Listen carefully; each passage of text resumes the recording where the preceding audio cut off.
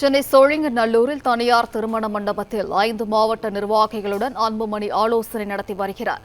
இந்த ஆலோசனைக் கூட்டத்தில் கட்சி ரீதியிலான மாவட்ட செயலாளர்கள் 16 பேரும் பங்கேற்றுள்ளனர். இதுகுறித்த கூடுதல் விவரங்களை வழங்குகிறார் செய்தியாளர் ராஜகுமரன். வணக்கம். விவரம் என்ன ராஜகுமரன்?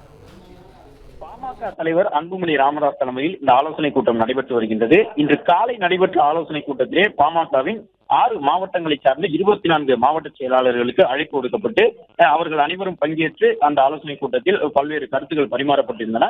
இந்த நிலையில்தான் தற்பொழுது பாமக வலிமையாக இருக்கக்கூடிய கடலூர், விழுப்புரம், திருவண்ணாமலை, கிருஷ்ணகிரி மற்றும் வேலூரை ஒட்டி இருக்கக்கூடிய திருப்பத்தூர் உள்ளிட்ட மாவட்டங்களை சார்ந்த நிர்வாகிகள் பங்கேற்றிருக்கிறார்கள். மொத்தமாக 16 மாவட்ட செயலாளர்களுக்கு அழைப்பு விடுக்கப்பட்டிருந்த நிலையில் அந்த 16 மாவட்ட செயலாளர்களும் அன்புமணி தலைமையில் நடைபெறக்கூடிய இந்த ஆலோசனை கூட்டத்திலே தற்போது பங்கேற்றிருக்கின்றார்கள்.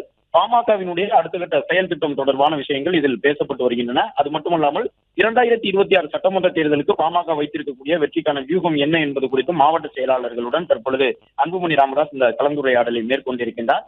அது மட்டுமல்லாமல் பாமக சார்பில் எழுந்திருக்கக்கூடிய அந்த உட்கட்சி விவகாரங்கள் தொடர்பாகவும் நிர்வாகிகளுக்கு சில அறிவுறுத்தல்கள் வழங்கப்பட்டு வருகின்றன.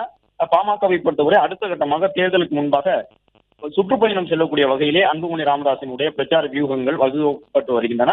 அது தொடர்பாகவும் இந்த ஆலோசனை கூட்டத்தில் பேசுகின்றார்கள். அனைத்து மாவட்ட செயலாளர்களும் பங்கேற்றிருப்பதன் மூலமாக பாட்டாளி மக்கள் கட்சி முழுவதுமாக அன்புமணி ராமதாசினுடைய கட்டுப்பாட்டில் இருக்கின்றது என்று சொல்லக்கூடிய விதமாக தொடர்ச்சியாக இந்த சந்திப்புகள் நடைபெற்று வருகின்றன. இன்று தொடங்கி இருக்கக்கூடிய இந்த நிர்வாகிகள் சந்திப்பை நாளை மறுநாள் என்று மொத்தமாக 3 நாட்களில் தமிழகத்தில் பாமக வலிமையாக இருக்கக்கூடிய அனைத்து மாவட்டங்களை சார்ந்த நிர்வாகிகளையும் பங்கேற்க வைத்து இந்த ஆலோசனை கூட்டத்தை அன்புமணி ராமதாஸ் நடத்தி வருகின்றார். தைலாபுரம் தோட்டத்தில் இருந்தவாறு பல்வேறு அறிவிப்புகள் வெளியிடப்பட்டு வந்தாலும், அதாவது பாமகவில் இருக்கக்கூடிய ஒரு சில மாவட்ட செயலாளர்கள் மாநில பொறுப்பில் இருக்கக்கூடியவர்களை நீக்கி ராமதாஸ் அவர்கள் உத்தரவு பிறப்பித்தாலும் அந்த உத்தரவுகள் எதுவும் செல்லுபடி ஆகாது. பொதுக்குழுவின் மூலமாக கட்சியின் தலைவராக இருக்கக்கூடிய தான் புதிய நிர்வாகிகள் நியமனத்தையோ அல்லது நிர்வாகிகளை கட்சியை விட்டு நீக்கக்கூடிய நடைமுறைகளிலோ ஈடுபட முடியும் என்ற கருத்தை அன்புமணி ஏற்கனவே கூறியிருக்கின்றார். இன்று காலையிலேயே மீண்டும் தற்பொழுது வந்திருக்கக்கூடிய இந்த 5 மாவட்டங்களை சார்ந்த 14 கூடுதலான மாவட்ட செயலாளர்கள் முன்னிலும் அதே போன்ற கருத்துக்கள் தற்பொழுது கூறப்பட்டு வருகின்றன. விவரங்களுக்கு நன்றி ராஜகுமரன்.